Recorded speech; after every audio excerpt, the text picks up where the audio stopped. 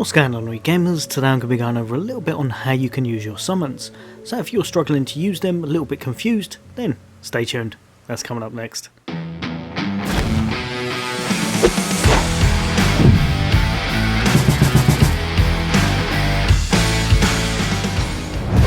Welcome back, all you guys and girls. As always, for all things gaming, for all things Xbox, then why not hit that subscribe and bell icon? I'll bring you all the latest and greatest content, hints, tips, guides and builds, and just some fun gameplay and reviews of upcoming games as well.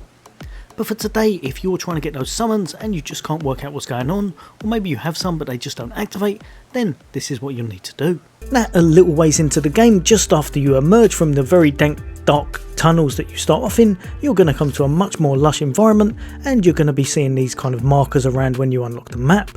What you're going to want to head to is to this one just up the top here, and that's going to be the gate front. Once here, you're going to speak to one of the most important people in this game, and that's going to be Melina. Without her, you're going to be in a lot of trouble because she's going to be the way you're going to level up and just get better and stronger in the game. You're going to listen to her story, and after a little while, she's going to be giving you your trusty steed, which you're going to be able to now use in order to get around the terrain much faster.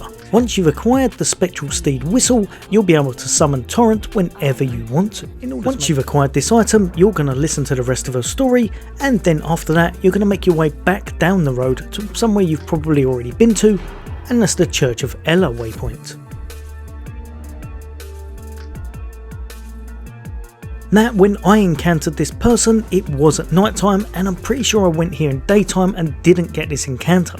So it may well be a good idea to kind of go here a little bit later on at night time and such to see if it needs to be at that time in order for her to spawn. But what you're going to do, you're going to have a little look, and just sitting on the wall, there's going to be a witch named Renna. She then goes on to ask you about the steed that you've just acquired, so Torrent. What you're going to do from here is you're going to say, I can call the spectral steed, meaning that she'll know you'll be the new owner. She'll then inform you that his former owner had entrusted her with a few items that she'll now be able to pass over to you.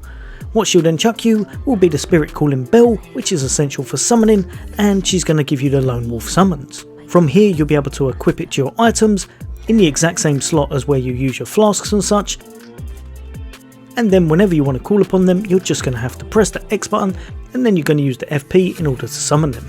Now, that's all well and good, but some of you may have actually missed that, because I believe if you progress too far in the story, they can actually become an NPC that disappears and you can't find her there.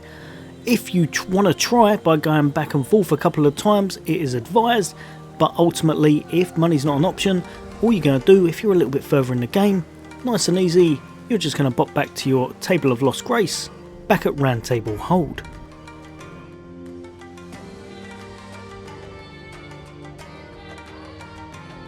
From here, you're going to be looking for the vendor. That looks like this one just over here.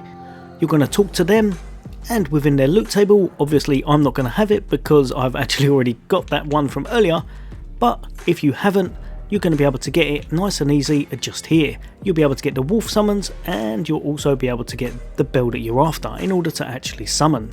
Without that, you're in trouble, you're not going to be able to do much.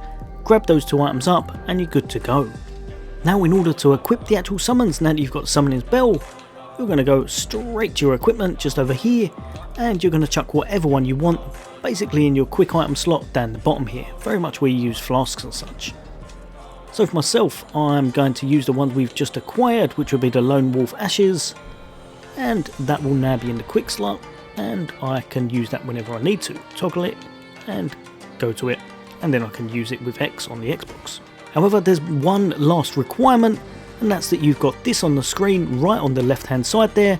Looks kind of like a summoning gate. Without that, it means that you're not near any kind of a summoning statue, and it means it will fade and you can't use that summon. So it's only in certain areas, mainly on bosses and such, and some specific areas, but you can use them quite often. But if I move just past here, if you'll have a look now, if I'm pressing my summons, I'm going to do absolutely nothing. Whereas if I pop down here and use it, which I'll show you in a second, it's going to activate. These are actually really good, and summons can be complete game changers. I've found that they aggro bosses, enemies, just a whole bunch of things in order for you to proceed further in the game, and if you're struggling, I would say summons are one of the best things you can have within any kind of a build. So if I show you by kind of aggro an enemy up here. Should be a big troll about to bop down on us. Here he comes. Right, so say we were struggling with him.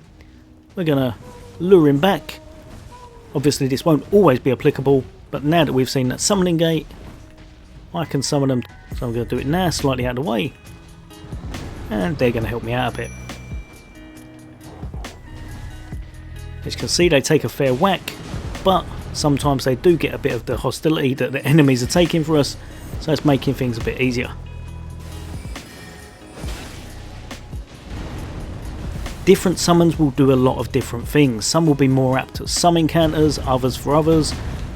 One thing you have to remember, which I completely forgot because I'm doing this video, is that it takes a lot of FP, so you might want to potion up straight after you've done it.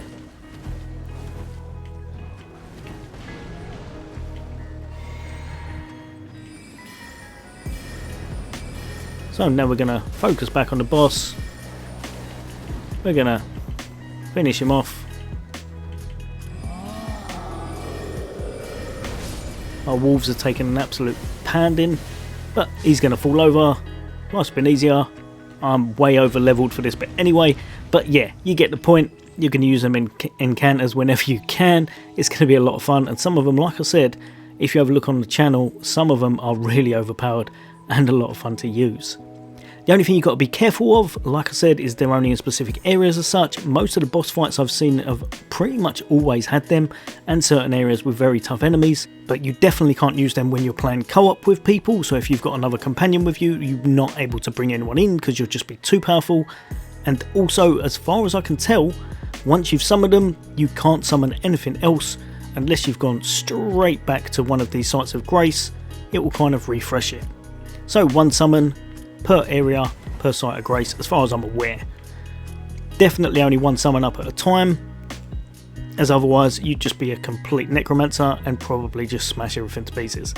There is one other thing where you can upgrade them, but I'm going to be going into that a little bit more in depth in another video. As always, guys and girls, for all things gaming, for all things Xbox, take care. I'll see you on the next thing.